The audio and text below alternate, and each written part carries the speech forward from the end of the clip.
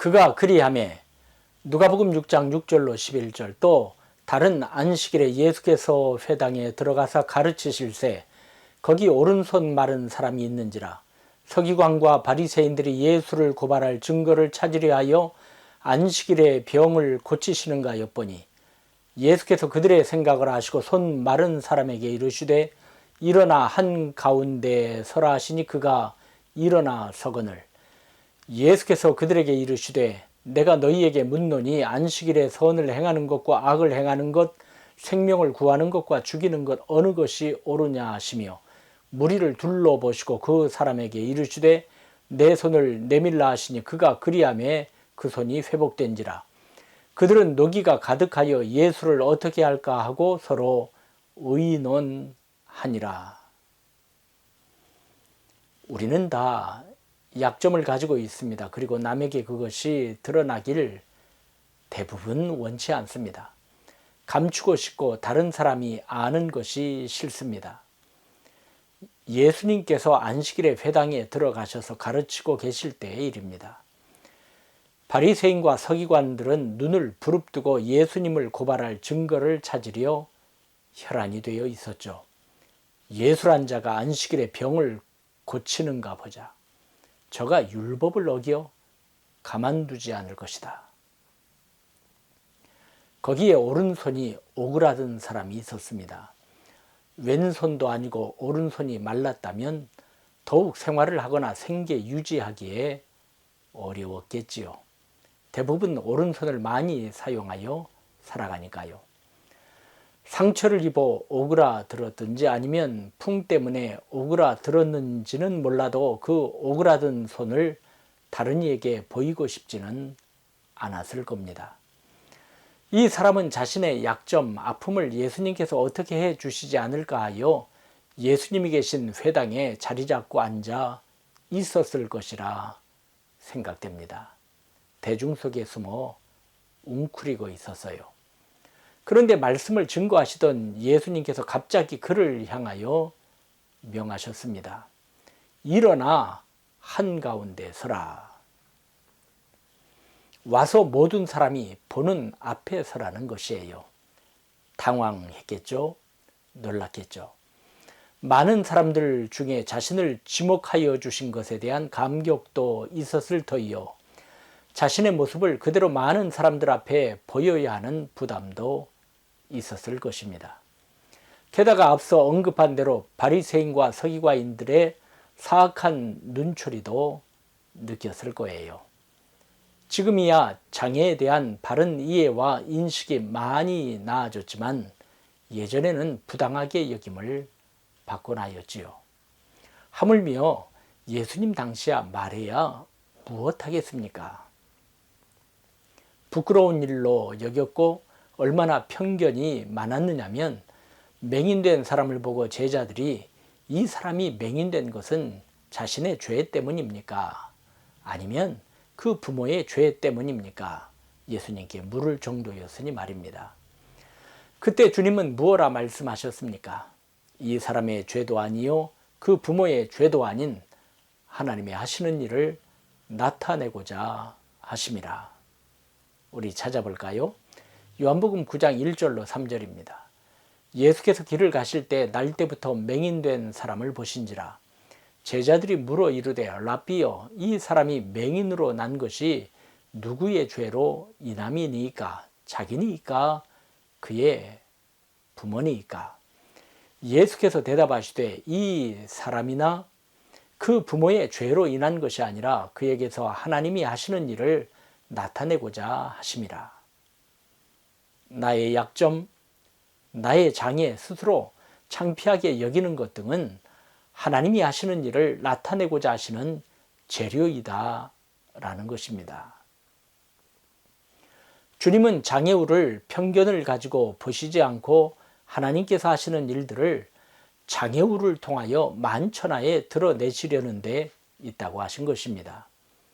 얼마나 놀라운 선언이십니까? 예수님은 손이 오그라든 사람에게 일어나 앞으로 나오느라고 하셨습니다.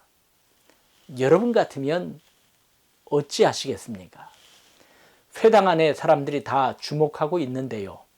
일어나 앞으로 나오너라. 일어나 한가운데 서라. 그 손 마른 자는 용기를 내어 일어나 가운데 섭니다.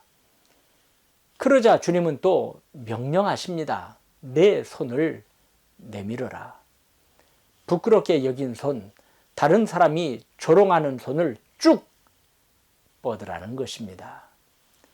여러분 같으면 어찌하시겠습니까? 손이 오그라든 그 사람은 주위에 다른 사람을 보지 않았습니다. 다른 이의 시선을 의식하지 않을 수 없었으나 오직 예수님만 바라보기로 결단했지 않았겠어요? 그래서 그 손을 내밀었습니다. 다른 사람 보라고 내밀지 않았어요. 예수님께 내민 것입니다. 시편 62편 8절엔 백성들아 시시로 그를 의지하고 그의 앞에 마음을 토하라. 하나님은 우리의 피난처시로다 라고 하였지 않습니까? 예수님께 자기 자신의 현재의 모습을 있는 그대로 보인 것입니다. 그가 그리함에 그 손이 회복되었다고 본문엔 기록되어 있습니다. 할렐루야. 우리는 약점과 안됨 감추고 싶은 것이 많습니다. 하지만 주님 앞에 내 약점, 안됨 감추고 싶은 것을 쭉 뻗어 보여야 합니다. 사람들은 내 약점을 밑반창거리로 삼곤 하지요. 내 단점을 비난하기도 하고 연약함을 비아냥거리기도 합니다. 그러나 예수님은 내 안됨과 약점 감추고 싶은 것을 싫어하시지 않습니다. 도리어 보듬어 주십니다. 저나 여러분이나 다 오그라든 손이 있습니다. 우리 각자는 오그라든 손이 있다는 것입니다. 하지만 이것은 우리의 단점으로 끝나는 것이 아닙니다. 우리의 내놓기 싫은 것으로 끝나는 것이 아닙니다. 그것으로 인하여 하나님의 능력을 저와 여러분이 보게 하시고 체험케 하시는 하나님의 아들의 역사가 기다리고 있습니다. 고린도후서 12장에 보면 사도 바울 역시 그 자신의 오그라든 손이 있었습니다. 사도 바울은 그것을 사탄의 사자라고 불렀습니다. 얼마나 괴로웠으면, 얼마나 보기 싫었으면, 얼마나 자신을 옥죄는 것이었으면 이렇게 불렀겠습니까? 그래서 이것을 제거해달라고 3번이나 주님께 간구하였어요. 어떤 기도의 응답이 왔나요? 내 은혜가 너에게 족하도다. 이는 내 능력이 약한 데서 온전하여짐이라. 너는 내 은총을 넉넉히 받았다. 나의 힘은 약한 데에서 완전히 드러난다. 이것이 바울이 기도하여 받은 응답이었습니다. 기도는 내 시각을 벗어나게 하며 하나님의 시각을 갖게 하여 준다고 하지 않습니까? 사도 바울은 힘이 났습니다. 자신의 약점이 이제부터는 약점이 될 수 없음을 선언합니다. 그는 외쳤습니다. 그러므로 도리어 크게 기뻐함으로 나의 여러 약한 것들에 대하여 자랑하리니 이는 그리스도의 능력이 내게 머물게 하려 함이라. 그렇기 때문에 나는 그리스도의 힘이 나에게 머무를 수 있도록 더없이 기쁘게 나의 약점을 자랑하렵니다. 손이 오그라든 자나 바울이나 타 자신의 약점으로 인하여 하나님의 은혜와 하나님의 능력을 체험한 사람들이었습니다. 그렇습니다. 많은 신앙의 위인들이 매 마찬가지입니다. 이제는 저와 여러분이 체험할 것입니다. 이러한 믿음의 바탕이 있는 자, 이렇게 담대히 하나님께 나아가는 자는 긍휼의 사람이 됩니다. 왜일까요? 자신이 주님의 긍휼을 입었기 때문입니다. 사랑의 사람이 됩니다. 왜일까요? 자신이 주님의 사랑 아니었으면 이미 실족했음을 알기 때문입니다. 남을 덮어주고 이해하고 보듬는 사람이 됩니다. 왜일까요?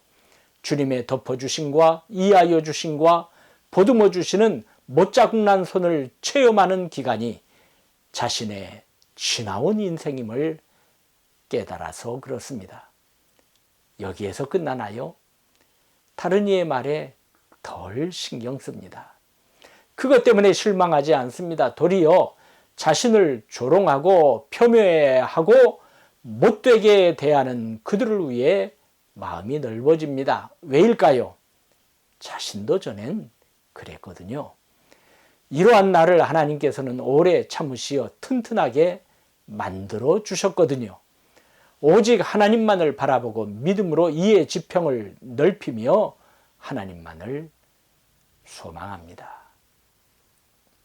우리의 약점과 단점, 그리고 내놓을 수 없는 부끄러운 것을 예수님께 내놓으시길 바랍니다. 그가 그리함에 그 손이 회복된 것처럼 이 같은 역사를 저와 여러분 체험할 것입니다. 그리하여 우리 마음의 지평이 넓어지고 주님의 시각으로 모든 일을 대하고 품을 수 있는 역사가 이루어질 때 주님께서 영광 받으실 것입니다.